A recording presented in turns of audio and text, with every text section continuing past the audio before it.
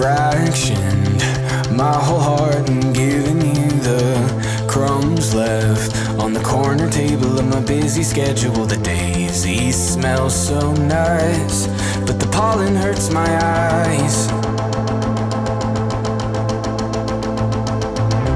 My friend, locking eyes with harsh reminders. Repent, my tongue is tied while my heart's on fire. Treated love like a recipe. Follow you when you're feeding me, but I won't fraction my heart. Good God, I pierced your side, 'cause I don't guard my eyes. 10% of my 10% of my heart. 10% of my heart.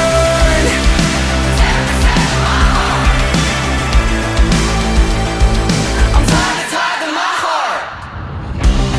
Hello, here's my heart in my spare time. No split eyes, no other gods to idolize. I've treated love like my masterpiece. My love for you was a casualty, but I won't fraction my heart again. Hey, I'm a broken cup, spilling out. I'm a drink the river to start a drought. I'm never gonna fraction my heart again. I felt the touch of eternity. It drained the lake of uncertainty, and I won't fraction my heart again. Good God, I pierced your side, 'cause I don't guard my eyes. 10% of mine.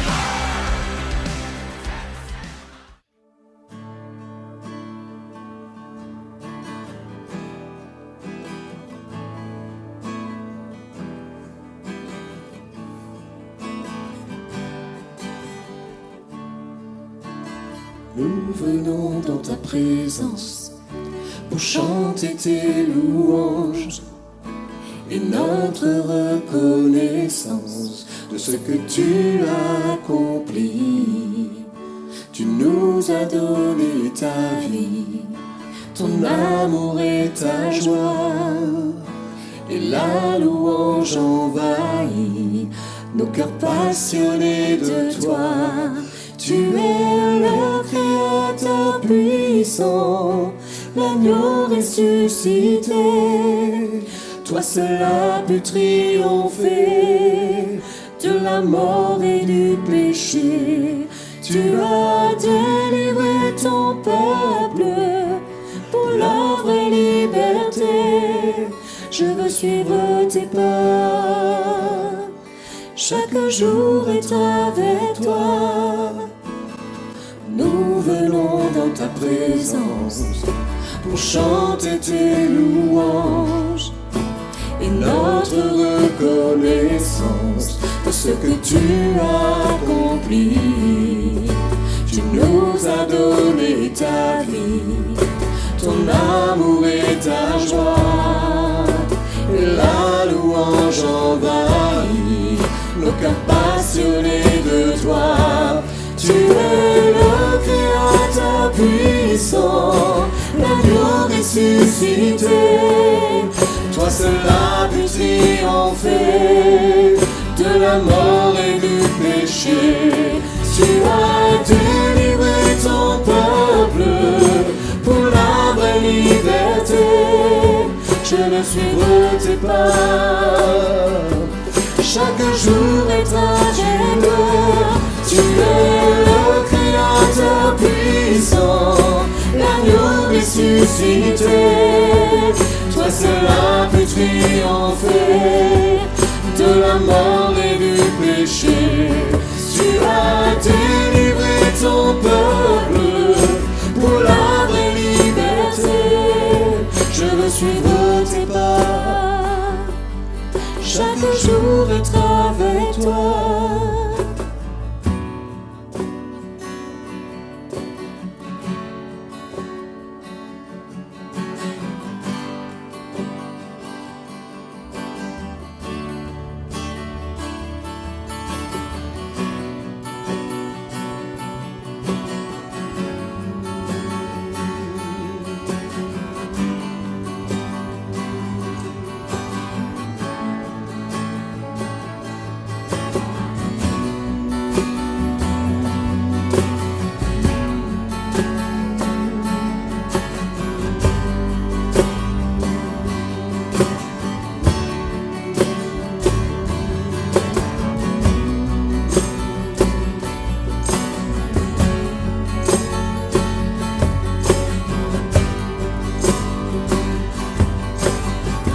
Créateur. Tu es le Créateur puissant, l'agneau ressuscité. Toi seul a pu triompher de la mort et du péché. Tu as délivré ton peuple pour la vraie liberté. Je veux suivre tes pas, chaque jour être avec toi.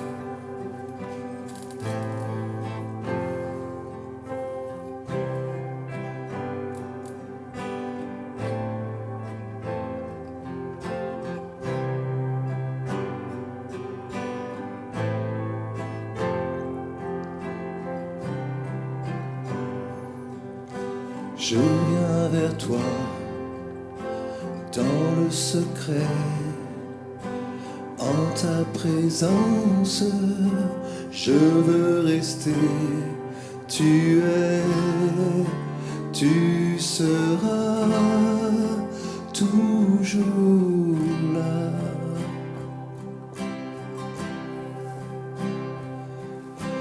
Tout contre toi, près de ton cœur, je veux entendre ta voix, Seigneur.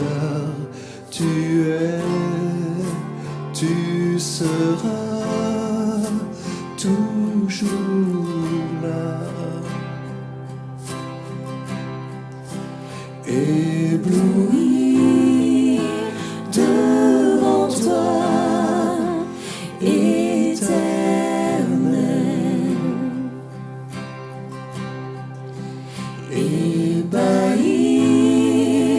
par l'amour de ton ciel.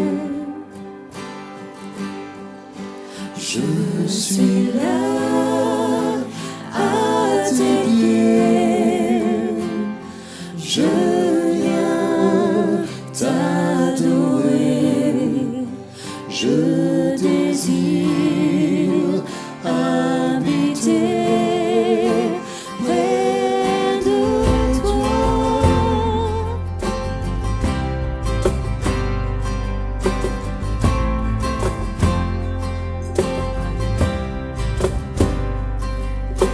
Je vois ton bras, je sens ta main, tu me protèges, tu me soutiens, tu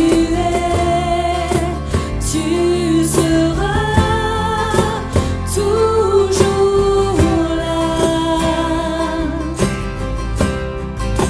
Ébloui devant toi, éternel.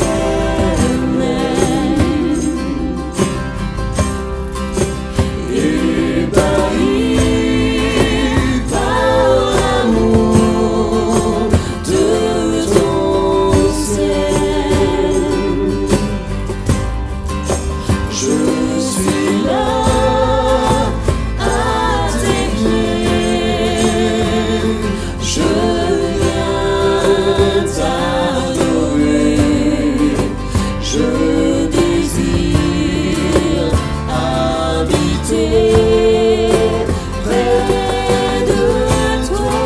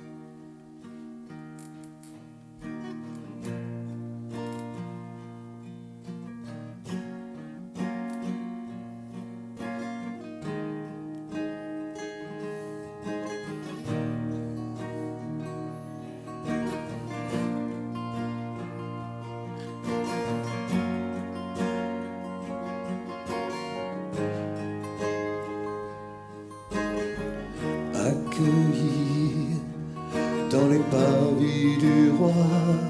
Je suis introduit dans ta présence. Je me tiens sur le lieu de ta grâce. Pourtant, je m'avance avec révérence. Accueilli dans les parvis du roi, je suis introduit dans ta présence. Je me tiens sur le lieu de ta grâce. Pourtant, je m'avance avec révérence. Et je tombe face à terre en présence de ta gloire. Oui, je tombe face à terre en présence de ta gloire.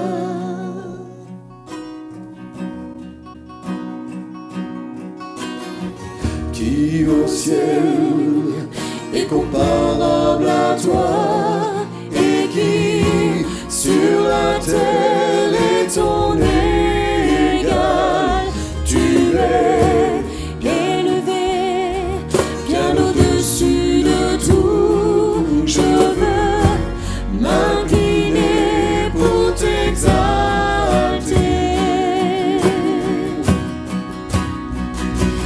Et je tombe face à terre en présence de ta gloire. Oui, je tombe face à terre en présence de ta gloire.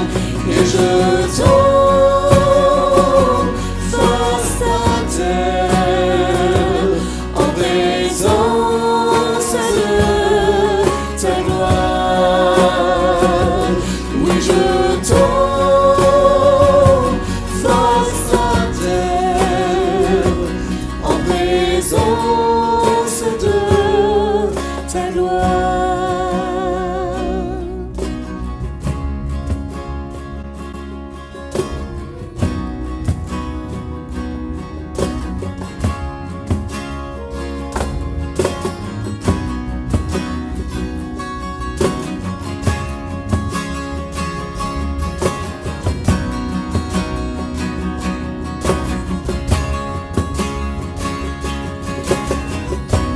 Que ta gloire resplendisse, que ta gloire resplendisse.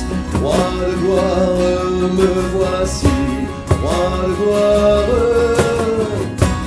Que ta gloire resplendisse, que ta gloire resplendisse. Roi de gloire, me voici, roi de gloire, que ta gloire resplendisse.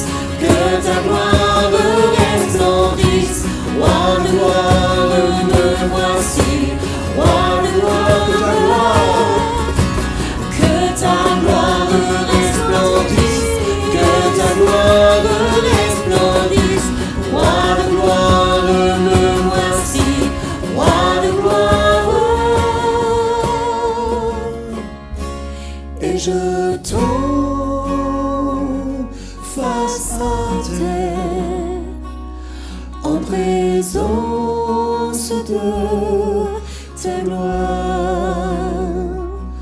Oui, je tombe face à terre en présence de ta gloire. Je tombe, oui, je tombe face à terre en présence de ta gloire. Oui, je tombe, Oui, je tombe face à terre en présence de ta gloire.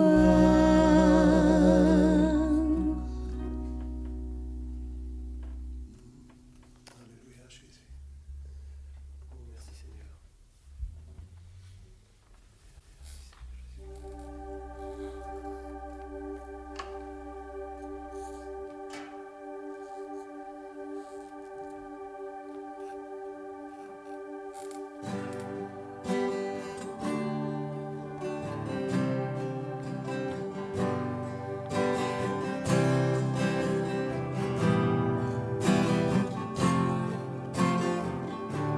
Je donne gloire, gloire, gloire à l'agneau. Je donne gloire, gloire, gloire à l'agneau.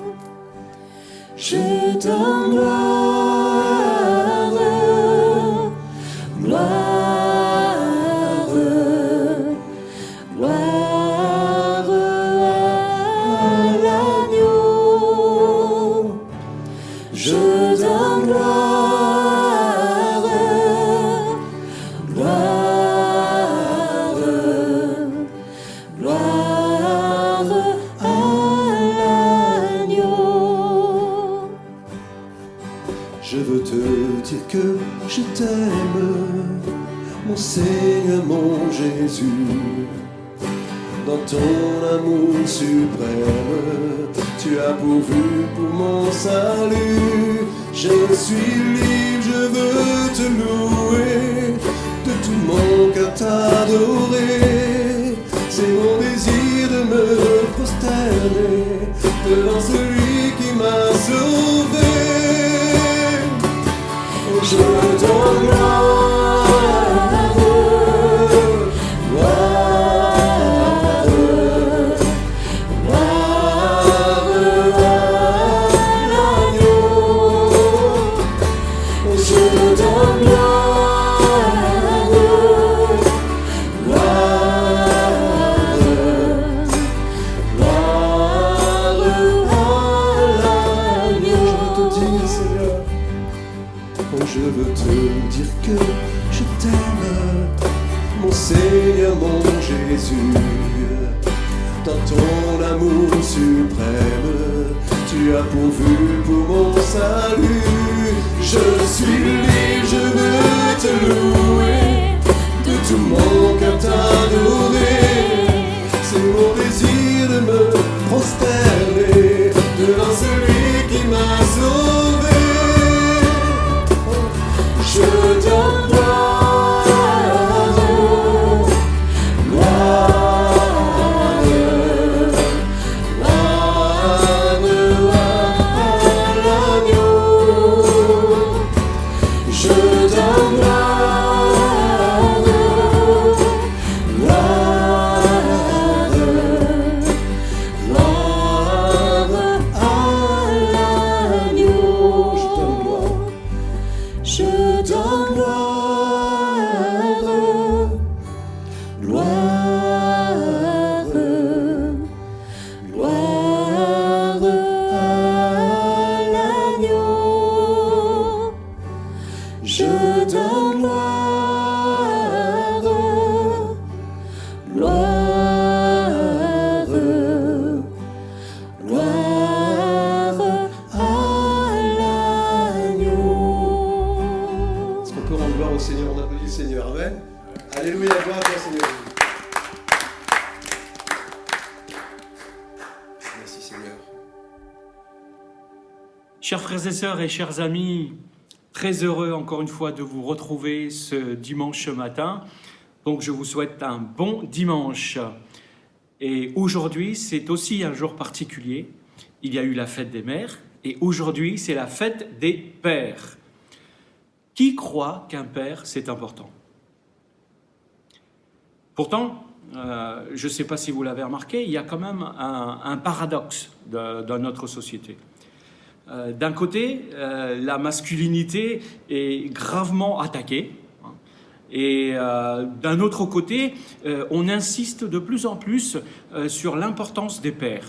C'est quand même quelque chose d'assez étrange.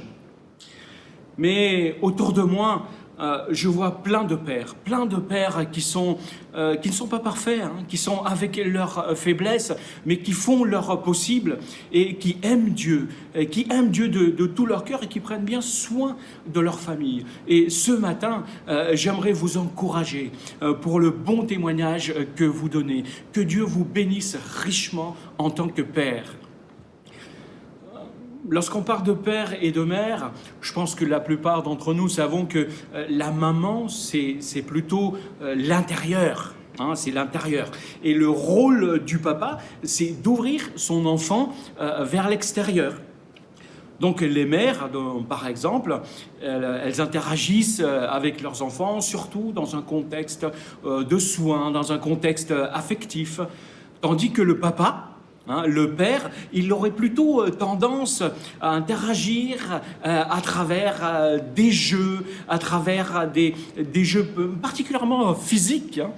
Et en résumé, hein, donc, pour vraiment simplifier, on peut dire que les mères se situent plutôt davantage dans le pôle de l'affect par rapport à l'enfant dans sa relation. Et le père, il a plutôt un rôle qui va pousser son enfant à l'exploration de l'extérieur. Les pères vont favoriser davantage la capacité de son enfant à prendre des risques. L'aptitude à surmonter des obstacles, la prédisposition à faire preuve de courage et à s'affirmer. Le père va davantage influencer le développement cognitif de son enfant, alors que la mère va plutôt influencer son développement affectif. Donc la mère apprend à communiquer, il apprend à son enfant à communiquer, et le père lui apprend à se défendre. Donc, le papa, c'est quelqu'un qui apprend la dictature. Donc, dans la vie, nous savons tous, les choses ne fonctionnent pas toujours comme tu veux, comme tu aurais planifié. Et généralement, quand les enfants posent une question à maman et demandent pourquoi est-ce que je dois faire telle ou telle chose, pourquoi est-ce que je dois faire ceci, ben là tu vois maman qui va expliquer à l'enfant, qui va prendre du temps pour discuter avec. Mais moi, j'ai une réponse, depuis quelques années, j'ai une réponse qui ne change pas. Quand mes enfants me demandent « mais pourquoi est-ce que je dois faire telle chose ?» J'ai une réponse qui est très spirituelle, inspirée de Dieu. Et cette réponse c'est « parce que je te le demande, tout simplement. » C'est vrai que le rôle du papa, c'est important. Quand tu dis à ton enfant de ne pas faire telle ou telle chose, parce qu'il va se faire mal, et qu'effectivement il le fait et qu'il se fait mal, maman va venir et là maman va prendre soin de lui et maman va le cajoler et papa va arriver derrière et va dire ah bah tu vois je te l'avais dit, bah ça te servira de leçon. Quand un enfant a un bobo, bah, il va voir maman. Quand il veut aller grimper une montagne par exemple, là il va voir papa. Donc pour la fête des mères, j'ai essayé de me montrer sensible, compatissant, pour rendre honneur et hommage aux dames et aux mères. Mais aujourd'hui, c'est la fête des pères. Donc j'aimerais rendre hommage aux hommes aussi. Mais mesdames, les hommes ont aussi des émotions. On vit aussi des choses et on les ressent. Et ça, c'est clair. Donc, je vais vous inviter à lire avec moi dans le psaume 24. C'est un psaume dont on connaît très certainement le refrain. Élevez-vous, portes, et laissez entrer le roi de gloire. Et qui est ce roi de gloire? C'est l'Éternel, le Seigneur des armées célestes. C'est lui le roi glorieux.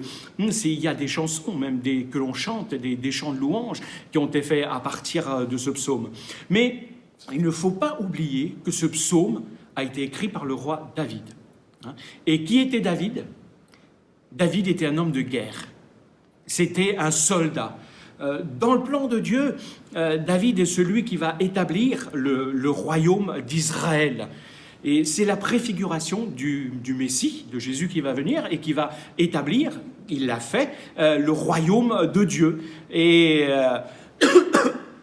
parce que Dieu va partir de ce que nous connaissons, de ce qui est connu, pour nous parler ou pour nous enseigner une vérité spirituelle. D'ailleurs, Jésus lui-même va dire que ce sont les violents qui s'emparent du royaume de Dieu. Il va le dire dans Matthieu, au chapitre 11. Mais il y a toutes sortes de violences dans ce monde, toutes sortes de guerres. Mais Dieu nous appelle, nous les hommes, à être violents dans la foi. Lorsqu'il était jeune, David gardait les troupeaux de son père. Et quand un lion ou un ours venait pour attaquer les bêtes, il ne se laissait pas faire, le jeune David. Il arrachait l'animal de la gueule de l'ours ou du loup, et il allait même jusqu'à les tuer pour sauver un mouton de son troupeau. Et donc, après tout ça, David a été sur le champ de bataille pour rencontrer ses frères. Il a combattu contre le géant Goliath qu'il a vaincu. Et par la suite, il est devenu le général de l'armée de l'Éternel, le général de l'armée d'Israël. Donc, le psaume que nous allons voir ce matin, c'est un psaume de guerre. C'est le psaume d'un guerrier qui revient de combat. Et pour situer le contexte, imaginez-vous des guerriers, plusieurs guerriers, plusieurs dizaines de guerriers qui reviennent de combat. Là, s'il y avait l'ambiance, si on était dans le contexte, ça sentirait l'homme, on verrait du sang, il y aurait des blessures. Et là, ces hommes arrivent parce qu'ils ont remporté le coffre de l'Alliance, est-ce qu'ils ont été cherchés chez l'ennemi, et ils arrivent avec le coffre de l'Alliance, qui est le symbole de la gloire de Dieu, et ils arrivent à Jérusalem, et ils sont là devant les portes de Jérusalem, et ils vont monter jusqu'au temple pour aller remettre le coffre à sa place, et ils vont proclamer ce psaume devant les portes de Jérusalem, qui est un psaume, encore une fois, un psaume de guerre. Je ne sais pas si on vous a raconté l'histoire de David quand vous étiez jeune, David avec sa fronde, mais on me l'a souvent présenté comme un David tout frêle avec sa fronde.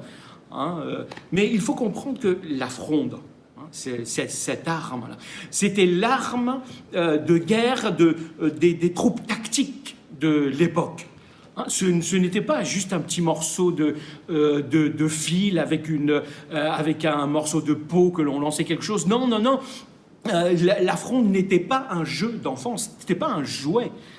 C'était une arme efficace qui demandait beaucoup de maîtrise pour pouvoir l'utiliser. Et les pierres que l'on utilisait pouvaient avoir des tailles jusqu'à une balle de tennis, c'est pas rien.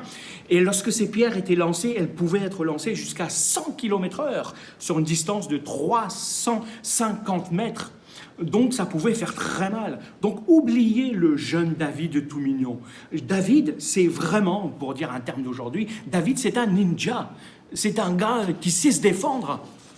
Donc voilà que David et ses guerriers, donc des hommes qui ont accompli des exploits, mais des hommes qui sont définis avant tout par leur foi en Dieu.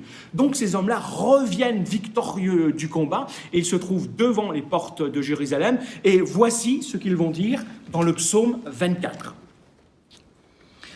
Dans ce psaume, il va y avoir comme un dialogue entre ceux qui sont à la porte et qui demandent qui rentre, et les soldats qui sont à la porte qui vont leur répondre. La terre et ses richesses appartiennent à l'Éternel. L'univers est à lui avec ceux qui l'habitent. C'est lui qui a fondé la terre et les mers, qui l'a établi fermement au-dessus des cours d'eau. Qui pourra accéder au mont de l'Éternel? Qui pourra se tenir dans sa demeure sainte? L'innocent aux mains nettes, qui a le cœur pur, et qui ne se tourne pas vers les montagnes, et qui ne jure pas pour tromper son prochain. Celui qui vit ainsi sera béni par l'Éternel. Il obtiendra justice de son Dieu qui le sauve. Ô Éternel, tel est le peuple qui te révère et qui s'attache à toi, Dieu de Jacob. Pause.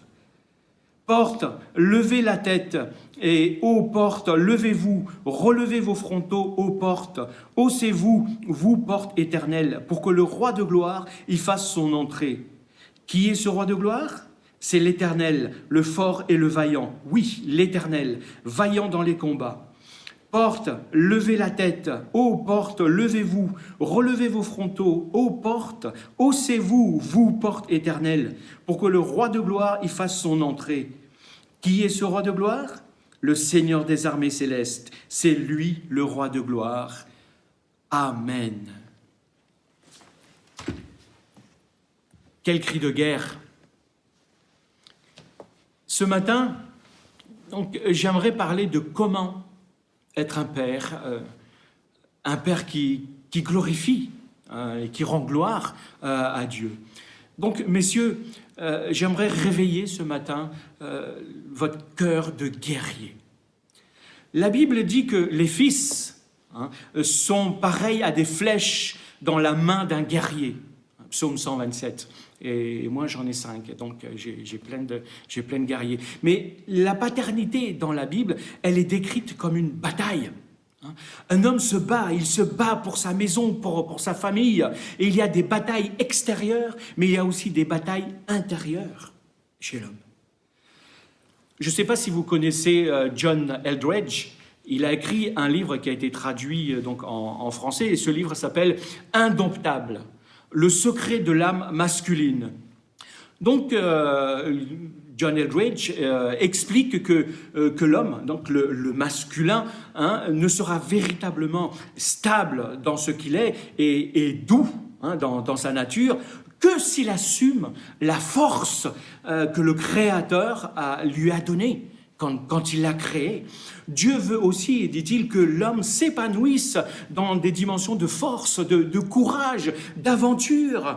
Et il termine, il va dire que Dieu a créé l'homme avec un cœur de guerrier pour défendre le bien, pour conquérir le mal et protéger le faible. Quelle aventure et quel programme.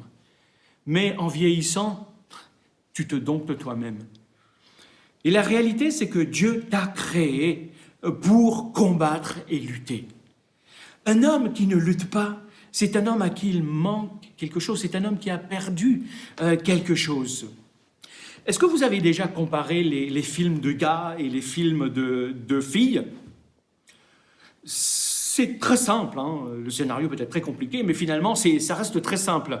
Dans les films de filles, bon, tu as un prince charmant, qui est là, qui s'ennuie, qui cherche, et puis tu as une fille qui se sent pas bien, qui est là, qui mange tout plein de choses et qui vide des boîtes de Kleenex.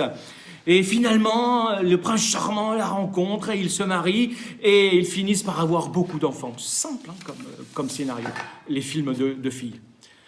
Dans les films de gars, qu'est-ce qu'il y a ? Tu as un héros, tu as une mission, tu as une dame, et tu as un méchant. Généralement, le méchant veut détruire le monde. Et il va kidnapper la dame. Et la mission va être quoi ? Eh bien, ça va être d'empêcher le méchant de détruire le monde. Donc, ta mission va être de sauver le monde et de sauver la dame, évidemment. Pas compliqué comme scénario. Mais pourquoi je dis ça ? Parce que tout ça révèle quelque chose dans le cœur de l'homme lui-même. Donc ce matin, j'aimerais susciter dans chacun de vous, mes frères, ce cœur de battant, ce cœur de guerrier. Ce n'est pas pour rien que l'apôtre Paul, lorsqu'il va s'adresser à son jeune disciple, jeune d'une quarantaine d'années, Timothée, il va lui dire « Combat le bon combat de la foi ». Si tu dis ça à une sœur ou à une femme, « Combat le bon combat de la foi », ben, elle va dire « Ouais, ok, alléluia, amen ». Mais si tu dis ça à un gars, combat le bon combat de la foi, il y a quelque chose qui va bouillir dans ses tripes. Et là, mais c'est vrai qu'il nous faut combattre le bon combat de la foi. Parce qu'il y a plein de combats à mener. Et tu peux combattre plein de choses. Tu peux combattre aussi des mauvais combats, t'engager dans des luttes inutiles. Mais voilà pourquoi Paul va dire combat le bon combat. Il y a un bon combat et c'est le bon combat de la foi. Mais j'aimerais dire aussi aux femmes, aux mamans, peut-être que le papa n'est plus là. Mais même si je vais m'adresser particulièrement aux hommes, il y a quand même des principes dans ce que je vais dire qui restent valables pour tous. Mais j'aimerais quand même vous encourager, mesdames, vous encourager parce que la Bible dit que Dieu est le père des orphelins et le défenseur des veuves. Aujourd'hui, je pourrais dire que Dieu prend soin de la maman monoparentale. Qu'il prend soin de l'enfant qui n'a plus son père, qu'il ne voit plus. Dieu a pris soin de ses enfants depuis l'origine et il continue à le faire en tant que père. Même si tu n'as pas d'enfant, dis-toi que la génération d'aujourd'hui a besoin de pères. Et pas seulement de pères biologiques, mais de pères spirituels. Parce qu'il n'y a plus de repères. Oui, lorsqu'il n'y a plus de père, on perd ses repères.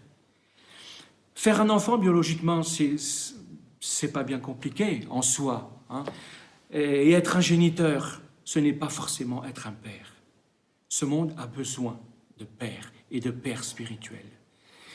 L'apôtre Paul va dire aux Corinthiens, même si vous aviez 10 000 maîtres en Christ, vous n'avez qu'un seul Père, et c'est moi. Qu'est-ce que l'apôtre Paul veut dire? Ça veut dire qu'il y a beaucoup de gens qui pourront t'enseigner, mais qu'il y a très peu de gens qui, comme l'apôtre Paul va dire aux Corinthiens, qui sont là pour être un Père pour toi, un Père spirituel. Donc le Seigneur veut se servir de toi pour être un père spirituel dans ton entourage. Et ça, c'est encourageant.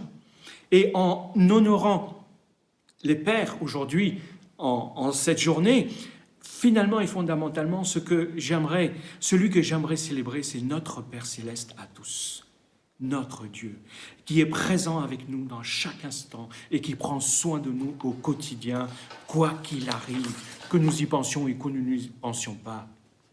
Donc, mon premier point, et j'y arrive. Premier point, c'est que tu dois être conscient qu'il y a un combat. Ce psaume commence en disant « La terre et ses richesses appartiennent à l'Éternel. L'univers est à lui et ceux qui y habitent. » La réalité, c'est que le diable a livré une bataille contre la création de Dieu. Et pour que le moins de personnes possible se tournent vers Dieu, est-ce que tu appartiens à Dieu? Parce que le rôle du diable, c'est d'enlever l'humanité sous la seigneurie de Jésus-Christ. Alors, à qui est-ce que tu appartiens? Ce psaume commence donc par déclarer que tout appartient à Dieu. La première chose, c'est que tu dois être conscient qu'il y a un combat. Il y a trop d'hommes qui ne réalisent pas qu'il y a un combat et qui est mené au quotidien, qui doit être mené au quotidien. Je ne sais pas si vous vous rappelez ou si tu te rappelles de cette scène dans le film 300, qui va illustrer une réalité. C'est quand Léonidas, pas le chocolat, mesdames, mais le roi des Spartes, des Spartiates, donc il part pour aller combattre les Perses, mais il va prendre 300 de ses meilleurs soldats. Et en route, il y a Daxos et ses Arcadiens qui viennent le rejoindre pour faire alliance parce qu'eux aussi vont aller combattre. Mais quand Daxos voit Léonidas, il commence à lui dire « Mais écoute, c'est seulement ces gars-là que tu as emmenés ?» Et puis Léonidas commence à regarder toute la troupe de Daxos, ces Arcadiens qui étaient là, des milliers, et il commence à leur poser des questions. « Toi, c'est quoi ton métier ?» Et le gars lui répond, moi, je suis chaudronnier. Et toi, qu'est-ce que tu fais? Moi, je suis boulanger. Et toi, qu'est-ce que tu fais? Moi, je suis agriculteur. Et il se retourne vers ces gars et leur demande, c'est quoi votre métier? Et là, ils hurlent tous, nous sommes des soldats! En fait, la réalité, c'est quoi? Tu peux avoir des centaines et des milliers d'hommes, mais ce qui compte, ce sont des soldats, ceux qui vont se battre. Il va leur montrer qu'il vaut mieux et qu'on va plus loin avec 300 soldats qu'avec des milliers d'hommes qui ne sont pas des soldats. Alors je te pose aussi cette question, qu'est-ce que tu fais dans la vie, hein? Peut-être tu es médecin, peut-être mécanicien, peut-être fonctionnaire, enseignant, menuisier, pasteur, peut-être, que sais-je. Mais dis-toi bien que ce qui te définit, ce n'est pas ton job, ce n'est pas ce que tu fais dans la vie, mais ce qui te définit, c'est la lutte dans laquelle tu es engagé. C'est-à-dire, si tu luttes pour Jésus, eh ben, c'est ça qui te définit. La Bible dit qu'il y a un combat, oui, mais ce combat, il est spirituel. Nous n'avons pas à lutter contre la chair et le sang, va nous dire l'apôtre Paul, mais contre les influences de ce monde de ténèbres autour de nous et contre les manœuvres du diable. Et Paul va dire ça dans Éphésiens au chapitre 6, les versets 12. Mais au début du chapitre 6, eh ben, dans les premiers versets, eh ben, ça parle de père, de la relation des pères et des enfants. Donc quand la Bible parle et dit que les hommes, l'homme plutôt est la tête du foyer, hein, qu'est-ce que ça veut dire? Est-ce que ça veut dire que l'homme est supérieur à la femme? Certainement pas. Est-ce que ça veut dire que l'homme est plus intelligent que la femme? Je ne le crois pas, et la Bible ne le montre pas. Est-ce que l'homme est plus compétent que la femme? Non. Ils ont des compétences différentes. Mais est-ce que l'homme, donc finalement, est quand même meilleur? Il a été créé en premier. Non. La Bible ne nous dit toujours pas tout cela, c'est toujours non. Alors, ça veut dire quoi que l'homme est le chef du foyer? Ça veut dire que l'homme est redevable. Ça veut dire qu'il a à rendre des comptes. Donc, si tu veux réaliser le plan de Dieu pour ta vie, donc prends conscience, premièrement, des tactiques du diable autour de toi. Et comme ça, tu pourras être engagé dans ce combat en connaissant ton ennemi. C'est de cette façon, en fait, que les choses ont commencé, que le mal s'est introduit dans le monde. Dans le premier péché, hein, Adam n'a pas été conscient de la guerre spirituelle et des attaques du diable qui étaient là, hein, qui étaient bien présents. Alors que sa femme, sa propre femme, Ève, se faisait attaquer, eh ben, Adam n'a pas réalisé le combat qui se déroulait, l'enjeu de ce combat. Et je prie pour que le Seigneur nous rende, toi et me rende, moi, conscients de la bataille qui se déroule dans nos cœurs, dans nos maisons et dans notre quotidien. La Bible dit qu'il y a des influences et des puissances spirituelles mauvaises. Donc, dans ce combat spirituel, il y a deux extrêmes, bien souvent. Tu as des gens qui en parlent beaucoup trop, et tu as des gens qui n'en parlent pas assez. Je suis conscient que ma femme et mes enfants, je dois être conscient. Je demande à Dieu de m'aider à être conscient tous les jours que ma femme et mes enfants sont eux aussi agressés par le diable. Et en tant que père, je dois et je veux protéger ma maison et ceux qui sont dans ma maison. Et je sais que le monde véhicule toutes sortes de valeurs. Toutes sortes de valeurs et d'influences. Quand mes enfants sont à l'extérieur de la maison, ils sont au contact de cela. Alors, donc, on fixe certaines limites à la maison. Mais au-delà de ces limites que l'on fixe, je dois être conscient même des propres combats qui se passent dans leur cœur d'enfant, et demander à Dieu la grâce de savoir quels outils, comment les aider. Donc, la Bible dit que nous, les croyants, les armes avec lesquelles nous luttons, ce ne sont pas des armes charnelles, ce ne sont pas des armes forgées par l'être humain, mais ce sont des armes spirituelles, des armes que Dieu nous a données pour renverser des forteresses, nos forteresses même. Il y a des combats dans ta vie, il y a des combats dans ma vie, et il y a des combats que tu ne pourras jamais gagner avec une arme terrestre. Il te faut des armes spirituelles. Et la seule chose qui va te faire gagner ces combats, c'est quoi? Eh bien, ce sont tes mains jointes dans la prière. et l'intercession, en invoquant la grâce de Dieu. Donc, premièrement, tu dois être conscient qu'il y a une bataille qui est livrée dans ta vie, dans ton quotidien, même dans ta maison. Deuxièmement, puisque le monde est en guerre, deuxièmement, tu dois choisir le camp dans lequel tu te trouves. Il n'y a pas de neutralité. Ça n'existe pas. Tu dois choisir le camp dans lequel tu veux t'engager. Quelqu'un a dit qu'un homme a besoin d'une cause qui le dépasse, d'une cause qui soit plus grande que lui. Tu as besoin d'une cause qui te dépasse. Et une des principales raisons qui fait que l'homme est malheureux, c'est parce que tu vis pour des petites choses. Tu vis dans le quotidien, tu vis pour l'instant pour des petites choses du quotidien.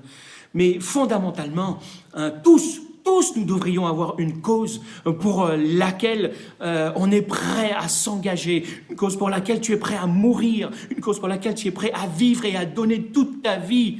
Mais il y a plusieurs choses, personnellement, pour lesquelles je suis assez sensible, mais la seule cause qui me semble être suffisamment grande pour mobiliser mon énergie, pour mobiliser mon temps, pour me permettre de m'épanouir, c'est Jésus, c'est la cause de Jésus, c'est la cause de l'Évangile. Donc tu dois choisir pour qui tu te bats. Choisis ton camp. Donc imagine ces guerriers devant la porte de Jérusalem. Ils sont là et ils déclarent leur foi en Dieu. Ils vont dire qu'ils sont celui qui servent l'Éternel, et les sentinelles qui sont là vont leur demander, mais qui pourra accéder au mont de l'Éternel? Donc qui pourra aller jusqu'au sanctuaire, jusqu'au lieu très saint? Donc qui aura la volonté, la force, la passion d'aller jusqu'au bout, jusqu'au sanctuaire de l'Éternel? Voilà ce qu'il demande. Donc nous, je suis sûr que la plupart d'entre nous sommes touchés d'un point de vue émotif quand, lors d'un film, on s'aperçoit que le héros qui chute à la fin, qui est blessé, qui rencontre des difficultés, qui se lève quand même et qui continue pour aller jusqu'au bout. Waouh, ça nous touche. Mais est-ce que toi, tu peux dire maintenant, oui, je suivrai Jésus jusqu'au bout? Qu'est-ce que ça te fait? Est-ce que tu es capable de dire, je ne le lâcherai pas, quoi qu'il arrive? Ça, tu dois choisir dans quel camp tu es. Et où est-ce que ça commence? Ça commence justement en choisissant le camp dans lequel tu vas te battre. Messieurs, choisis ton camp. Il y a une guerre et il n'y a pas de zone neutre.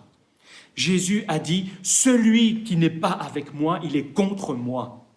Et celui qui ne se joint pas à moi pour rassembler, qu'est-ce qu'il fait? Il disperse. Il n'y a pas ceux qui sont avec Jésus d'un côté et ceux qui ne sont pas avec Jésus de l'autre côté et ceux qui ne savent pas quoi penser ou qui sont mitigés au milieu. Non, ça n'existe pas. Où tu es avec Jésus, la réalité c'est ça. Où tu es avec Jésus, ou tu n'es pas avec lui. C'est-à-dire, où tu es avec lui, où tu es contre lui. Ne pas vivre pour Jésus, c'est prendre une décision contre Jésus.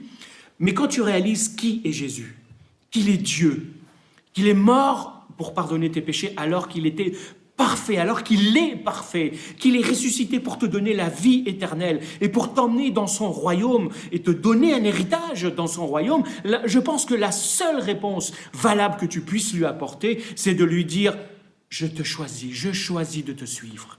Tu ne peux pas faire autrement si tu réalises réellement qui est Jésus. Donc, messieurs, est-ce que tu sais pourquoi tu dois choisir ton camp aussi? Parce qu'il y a des gens qui te regardent. D'autant plus que tu es père. Parce que tu enseignes ce que tu sais, mais tu reproduis ce que tu es. Tu peux enseigner les valeurs, et c'est une bonne chose, et les leçons que tu voudras, mais ce qui va le plus parler, c'est la façon dont tu vas te conduire. Tu peux parler de Jésus, tu peux prier, mais ce qui est le plus important, c'est la façon dont tu vas vivre ces choses. Messieurs, le plus grand service que tu peux rendre à ta famille, c'est de choisir ton camp, mais de choisir le camp de Jésus-Christ en le servant et en le suivant.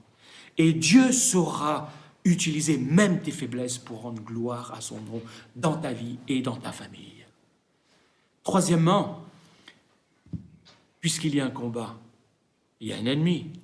Donc, troisièmement, tu dois connaître cet ennemi. Tu dois connaître ses tactiques. Quel que soit le combat ou la compétition, tu dois connaître qui tu as en face. Au foot, par exemple, on paye très cher des équipes qui passent leur temps, qui sont à plein temps pour étudier ce que font les équipes adverses. Au tennis, tu dois étudier ce que va faire ton adversaire pour, si tu veux vraiment t'entraîner correctement et à mettre toutes les chances de ton côté pour remporter la victoire. Et c'est qui notre pire ennemi? Qu'est-ce qui peut faire le plus de ravages dans ta vie, dans ta maison, dans ton foyer, dans ton couple, dans ton travail et dans ta vie? C'est le péché. Premièrement, le tien. Pas celui de ta femme ou de tes enfants ou des autres. Non, le tien. C'est pourquoi, quand les sentinelles là vont demander qui pourra accéder au mont de l'Éternel, les guerriers vont répondre, eh ben c'est l'innocent aux mains nettes qui a le cœur pur. Donc, qui a le cœur pur, qui ne se détourne pas vers le mensonge et qui ne jure pas pour tromper son prochain. Là, ici, il parle de mains, de cœur, de bouche, de pieds. En fait, ça veut dire que tout ce qui te concerne, toutes les dimensions de ta vie doivent être sous l'autorité de Jésus. Pas simplement un aspect de ta vie. Je reviens encore à mes films de gars. Vous avez remarqué que dans les films de gars, dans la plupart, si ce n'est tous, il y a des explosifs. Boum, ça explose de tous les côtés. C'est pour ça que c'est des films de gars. Et le héros doit trouver la dernière bombe et la désamorcer. Eh bien oui, c'est ça, sa mission. Vous vous rappelez ce que je vous ai dit tout à l'heure, les films de gars. Donc, dans ta vie, il y a aussi des explosifs spirituels. Il y a des bombes spirituelles. Et la Bible dit, et c'est ce que j'essaye d'enseigner aux jeunes candidats au baptême, c'est que, et parce que c'est quelque chose de fondamental pour la foi qu'il nous faut retenir, c'est qu'il y a 3 bombes, en fait, dans ta vie que le péché va utiliser. En fait, tu as 3 ennemis. La première bombe, c'est quoi? La Bible appelle cela le monde. C'est quoi le monde? C'est pas l'univers qui existe ou l'être humain, mais c'est plutôt la culture ambiante, la pensée ambiante qui est contre Dieu. C'est pourquoi l'apôtre Paul va exhorter les Romains et il va leur dire ne prenez pas ce monde comme modèle. Non, ça veut dire leur manière de penser et les valeurs de ce monde, mais laissez-vous transformer par le renouvellement de vos pensées pour pouvoir comprendre et discerner la volonté de Dieu, pour savoir ce qui est bon, ce qui plaît à Dieu et ce qui lui est agréable. Savez-vous ce dont notre monde a aussi beaucoup besoin? Je vous le disais tout à l'heure, des pères spirituels. Mais il a besoin de ces pères spirituels qui montrent une vision biblique du monde. Parce qu'il y a trop de croyants qui ont une vision mondaine de la Bible. Alors que tu dois avoir une vision biblique du monde, ils interprètent et comprennent la Bible à travers les valeurs et les pensées de ce monde. Oswald Chambers a dit ceci, et il aimait poser cette question à ses étudiants, et il leur disait, je pense qu'il l'a réécrit dans son livre « Tout pour qu'il règne », et il leur disait « Avez-vous appris à écouter Dieu d'abord avant de régler vos paroles et vos pensées sur les siennes, ou bien efforcez-vous de faire cadrer la parole de Dieu avec vos propres idées. » On a des discussions à la maison, quand je vous parlais de certaines limites, on a eu des discussions avec mes garçons, avec mes 5 garçons, pas encore complètement avec le plus jeune, mais chacun à leur époque, on a eu des discussions concernant les filles, donc pour leur demander ce qu'ils en pensaient, et voir ce que la société pratiquait, et leur expliquer ce que Dieu en pense. Et au lieu de leur dire, voilà, il faut faire ceci, il faut faire cela, fais comme ci, fais comme cela, on a essayé, avec ma femme, j'ai essayé d'inculquer la vision de Dieu en leur disant et en leur essayant de leur montrer que le plan de Dieu pour leur vie, c'est ce qu'il y avait de meilleur et que ça valait le coup de savoir attendre. Parce que le monde dans lequel on vit, il est impatient. Et puis, savoir attendre, c'est quand même un fruit de l'esprit. C'est une vision biblique des choses. Dans un monde où l'on veut tout de suite, être patient, c'est laisser développer ce fruit de l'esprit en nous.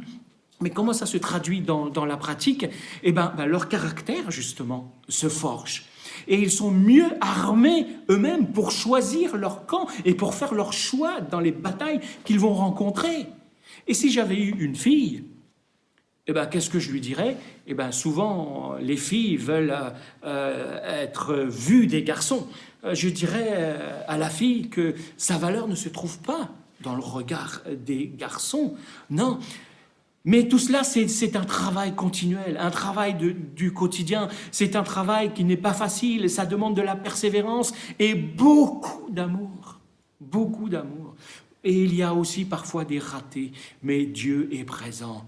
Donc, la deuxième bombe maintenant, c'est la chair. La première bombe, c'était le monde. La deuxième bombe, c'est la chair. La chair, ce n'est pas cette chose que tu vois à l'extérieur de toi, mais c'est plutôt ce qu'il y a à l'intérieur de toi. Quand l'apôtre Paul va dire aux Galates que tout le monde voit bien ce qui procède de l'homme qui est livré à lui-même. Ça veut dire que tout le monde peut voir ce qui se passe dans la nature humaine. Ça signifie quoi simplement, ça veut dire qu'à un moment donné, ta bombe elle va éclater. Elle va éclater dans ta vie et tu vas être touché, non seulement toi, mais ceux qui t'entourent. Je reviens sur les films avec les bombes. Vous avez remarqué que le héros trouve systématiquement la bombe quelques secondes avant qu'elle n'explose et il arrête. Je me suis demandé, mais pourquoi est-ce qu'il ne la trouve pas un jour ou 2 jours avant? Il serait tranquille, il pourrait prendre quelques jours de vacances et puis voilà quoi. Il pourrait peut-être retrouver ses collègues, que sais-je. Mais non, il le trouve là. Bah oui, vous me direz, il n'y aurait plus de suspense. Donc je prie. Je prie pour que Dieu me fasse grâce d'abord, premièrement. Et je prie pour que Dieu te fasse grâce et qu'il te communique cette grâce de pouvoir désamorcer le plus rapidement possible les bombes de ta vie. Parce qu'il y a certaines bombes qui explosent et parfois ça fait très mal. Et le troisième ennemi, cette troisième bombe qui peut exploser, c'est le diable lui-même. Parce qu'il y a parfois des attaques frontales avec le diable. Une épreuve, une crise qui semble sortir de nulle part. Mais le diable, il fonctionne toujours de la même manière. Toujours de la même manière. La Bible dit que le diable utilise la tentation. Et la tentation, c'est quoi? La tentation, c'est comme un appât. Ça veut dire que le diable va toujours vouloir te détruire par quelque chose qui t'attire ou quelque chose que tu aimes. Par exemple, il va te donner, il va placer devant toi une opportunité pour avoir peut-être plus d'influence, peut-être plus d'argent, peut-être plus de plaisir, plus de satisfaction de toi-même. Il va te montrer, te faire miroiter toutes sortes d'opportunités qui vont t'attirer. Et toi, tu vas être tout excité par ça, parce que ça brille devant toi. Mais ça peut même être religieux. Mais ce que le poisson ne sait pas dans l'affaire, d'abord c'est toi le poisson, c'est que derrière l'appât, il y a un hameçon. Une fois que tu accroches à l'hameçon, c'est trop tard. La prochaine fois qu'il y a une opportunité qui se présente devant toi et qui t'attire, et que la chose te semble être tellement attirante et agréable, imagine-toi que ça pourrait être le diable, qui tient une canne avec un fil. Au bout de ce fil, un hameçon, au bout de l'hameçon, l'appât, l'opportunité. Réfléchis. La réalité, c'est que le diable ne t'aime pas. Il faut que tu le saches. Il ne t'aime pas, il veut te détruire. Dieu t'aime et il veut te sauver. Donc, apprends à connaître ton ennemi. C'est très important pour te permettre de ne pas te tromper d'ennemi dans ta propre maison. Quatrièmement, quand tu vas à la guerre, tu dois élaborer une stratégie. Donc, quatrièmement, élabore une stratégie.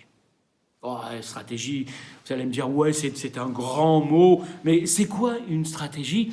C'est tout simplement un ensemble d'actions qui est coordonné et qui vise un objectif. Et c'est important. Donc, mets en place une certaine démarche, un processus, une stratégie. Quelqu'un a dit que celui qui ne planifie rien, il planifie son échec. Donc, comment appelle-t-on la stratégie financière? Un budget, tout simplement. Simple ou complexe. Quand tu te maries, est-ce que tu y vas la fleur au fusil en te disant « Ouais, on verra bien comment les choses vont se passer ». Non, quand tu vas te marier, tu as une stratégie. Et c'est quoi cette stratégie? C'est de persévérer jusqu'au bout, quoi qu'il arrive. Quand tu participes à une course, tu as un minimum de stratégie. Tu veux au moins finir la course. Peu importe le temps, et peut-être en bon état, qui plus est, mais pour tout ce qui doit durer, pour tout ce qui doit aller loin et qui est précieux, tu dois avoir une stratégie pour tout ce qui est important dans ta vie. Mais c'est quoi une stratégie spirituelle? Mais je te pose la question, c'est quoi ta stratégie spirituelle? Parce que ce n'est pas pendant la bataille que tu vas apprendre à manier tes armes. Ce n'est pas lorsque tu es au combat que tu vas commencer à décider comment tu vas te battre.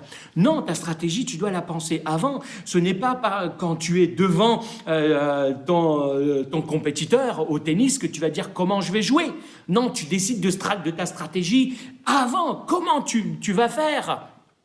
Donc, les moments que tu passes avec le Seigneur, que ce soit de façon individuelle ou même de façon communautaire, lorsqu'on se rassemble, ce sont des temps de pause. Des temps de pause où tu vas pouvoir te ressourcer. Mais après ces temps, quand tu vas retourner, par exemple, le lundi, si ça avait été après le culte, tu vas rencontrer tes combats dans ton quotidien. Et lorsque on se rassemble lors des cultes, par exemple, là, tu prends le temps, tu respires, tu te ressources, tu te tiens devant le Seigneur. Et c'est là que tu dois établir une stratégie spirituelle pour ta semaine, pour les combats qui sont devant toi. Mais dis-toi que ta sécurité, elle ne se trouve pas dans l'absence de danger, mais dans la présence de Jésus dans ta vie. Elle n'est pas plus dans l'absence de difficultés, ni même dans l'absence d'épreuves, de maladies ou d'échecs, mais elle se trouve dans l'action du Saint-Esprit dans ta vie. Quand il traverse des difficultés, vous pourrez regarder autour de vous, les gens qui ont Jésus dans leur vie vivent les choses avec plus de paix que ceux qui n'ont pas Jésus dans leur vie. Pourquoi? Parce que Jésus est celui qui nous apporte la paix intérieure, quoi qu'il arrive. C'est pourquoi ces guerriers-là, ils vont parler de ceux qui obtiennent la bénédiction du Seigneur en disant que c'est celui qui se détourne, celui qui se tourne vers le Seigneur obtiendra la justice du Dieu, de ce Dieu qui va le sauver. Donc ils sont en train de dire quoi? Ils sont en train de dire, nous, notre stratégie, c'est de nous confier en Dieu, c'est de nous confier en l'Éternel. Notre plan, c'est quoi? C'est de faire appel à lui, c'est de faire appel à la grâce et à la miséricorde de Dieu. Parce qu'on ne mérite rien. Notre stratégie première, c'est quoi? C'est de dire au Seigneur, on te cherche, on te fait confiance, on te suit. Est-ce que c'est clair? Les guerres vont continuer. Et les guerriers eux-mêmes vont continuer dans ce 5e point. Et ils vont dire, relevez vos frontaux aux portes, haussez-vous et laissez entrer ce roi de gloire. Et les sentinelles vont leur demander, mais qui est ce roi de gloire? Et ils vont répéter cela une deuxième fois. Donc le 5e principe, ils répètent les choses. Donc tu dois pouvoir comprendre le 5e principe tout seul. Ce 5e principe, c'est que tu dois persévérer dans tes combats. Tu ne dois pas t'arrêter à la première défaite. premier affaiblissement, au premier coup que tu prends. Ces guerriers étaient là, devant les portes de Jérusalem. Ces guerriers ont connu des échecs. Ils ont connu des défaites. Ils ont eu des blessures, des meurtrissures de tous les côtés. Mais messieurs, la vie, ce n'est pas quelque chose de facile et de simple. Nous avons tous connu notre lot d'échecs et nos propres blessures. Certains ont même encore des cicatrices, très certainement, mais il ne faut pas être surpris de cela. Pourquoi? Parce que la vie, c'est une bataille.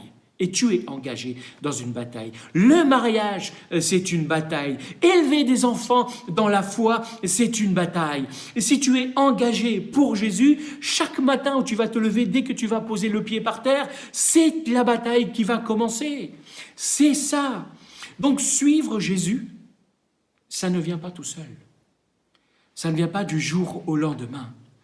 Je dois me battre continuellement pour suivre Jésus. Parce que ce n'est pas naturel, ce n'est pas facile même de suivre Jésus. Il y a des jours meilleurs, mais il y a des jours où c'est vrai, tu as envie de tout lâcher. Mais lorsque tu réalises pour quelle cause tu te bats, que tu te bats au nom de Jésus, et là il te communique la grâce, sa force et sa puissance pour avancer avec lui. Et tu as peut-être même perdu, semble-t-il, une bataille ou quelques batailles, mais je connais celui qui a remporté la guerre. Alors peut-être une bataille ou deux batailles de perdu, une défaite ou deux défaites, mais tu es avec celui qui a remporté la guerre. Et c'est Jésus. Donc c'est bien. Je termine avec mon 6e point. Donc, je reprends. Réalise qu'il y a une bataille. Et que tu dois choisir ton camp. Et dans cette bataille, tu dois apprendre à connaître qui est ton ennemi. Et tu dois aussi élaborer un plan, une stratégie et persévérer dans cette bataille. Et afin d'y parvenir, et c'est mon dernier point, comment faire? Eh bien, fais entrer Jésus dans ton quotidien. Fais-le venir dans ta vie et dans ton quotidien. Beaucoup me diront gloire à Dieu, amen, alléluia. Après avoir écouté très certainement ces principes, personnellement, je dis gloire à Dieu aussi pour ces principes qui me montrent et qui m'aident à pratiquer. Mais je suis persuadé que dès demain, dès que tu vas te lever, il y a des risques que les amen et alléluia soient oubliés. Quand tu vas voir une discussion avec ta femme ou avec ton mari ou avec tes enfants, tes parents ou avec ton chef, etc., il n'y aura plus de amen et gloire à Dieu. Pourquoi? Parce que le combat sera là. Et ouais. Ce qui fait la différence, ce ne sont pas les amen, les alléluia ou les gloires à Dieu, mais le fait que Jésus est avec toi et qu'il combat avec toi dans ton quotidien. Si tu le fais entrer dans ta vie. Ces guerriers ont accompli beaucoup de choses. Et ce qui a fait la différence dans leur vie, eh ben, c'est qu'ils étaient entrés dans le projet de Dieu. Qu'ils étaient rentrés dans le plan de Dieu. Donc, laisse Dieu s'occuper de toutes les dimensions de ta vie. J'ai besoin, et j'en suis conscient, de plus en plus de Jésus dans ma vie, dans mon couple, dans ma maison, dans la vie de mes enfants. Donc, comme ces guerriers qui disent « Élevez-vous frontaux pour laisser entrer le roi de gloire, pour qu'il fasse son entrée. » Donc, que les frontons de ta vie s'élèvent, que les frontaux de ta maison s'élèvent, que les frontons de ton cœur s'élèvent pour laisser la place à Jésus, pour le laisser entrer dans ta vie, parce qu'il est le roi de gloire. Mais comment y arriver ? Souvent, on me dit ah, « Toi, tu es pasteur, tu es un homme de Dieu. » Bon, voilà, comme si j'avais plus de faveur que mes autres frères.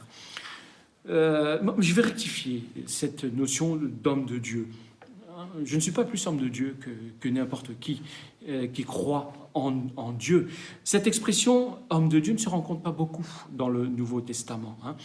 Et ce n'est pas parce que tu es pasteur que tu es un homme de Dieu. Et ce n'est pas parce que tu n'es pas pasteur que tu n'es pas un homme de Dieu. Alors c'est quoi un homme de Dieu? Un homme de Dieu, ce n'est pas un homme qui prêche sur une estrade ou un homme qui parle de Jésus. Non, un homme de Dieu, ça commence dans le cœur. C'est un état de cœur. Quand un homme a accepté Jésus dans sa vie et qu'il s'est engagé pour lui dans son royaume, dans ce combat, eh bien là, tu es un homme de Dieu. C'est QFD. C'est pas plus compliqué.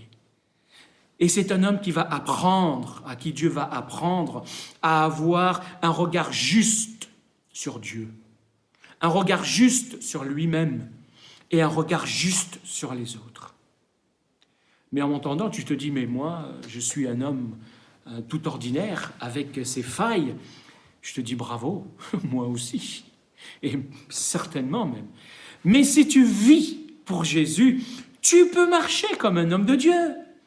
Un homme de Dieu, il va tomber, et il tombe. Un homme de Dieu, ça pêche aussi. Mais un homme de Dieu se repent. Un homme de Dieu se relève. Et un homme de Dieu continue parce qu'il est renouvelé chaque jour dans ce combat par la grâce de Dieu. C'est vrai que je parle d'être d'un guerrier depuis le début, de réveiller ce cœur de guerrier dans chacun de vous, mais ce que j'aimerais t'inviter à être ce matin, c'est d'être simplement un homme de Dieu. C'est-à-dire un homme qui vit pour Jésus dans son quotidien, un homme qui est engagé pour Jésus dans son quotidien, un homme qui se laisse conduire par le Saint-Esprit dans les combats de sa propre réalité au quotidien. Alors, je souhaite à tous les papas une bonne fête à tous les papas, bonne fête papa. Que le Seigneur vous bénisse et je termine par la prière. Père, merci parce que tu nous as adoptés. Tu nous as adoptés parce que Jésus-Christ a pardonné nos péchés et nous sommes tes enfants et nous voulons t'honorer en tant qu'enfants. Merci parce que tu es un bon Père, tu es un Père généreux, tu es un Père compatissant, tu es un Père qui nous châtie parce que tu nous aimes, mais tu es un Père qui est toujours là. Alors aide-nous, nous les pères, les hommes, à te ressembler. Parce que nous aussi, tu nous as créés pour te ressembler sur cette terre. Alors que ton nom soit glorifié dans nos vies, dans nos maisons, dans nos couples, dans la vie de nos enfants, dans la ville où tu nous as placés et dans l'Église de Jésus-Christ, pour la gloire de ton nom, Père. Amen.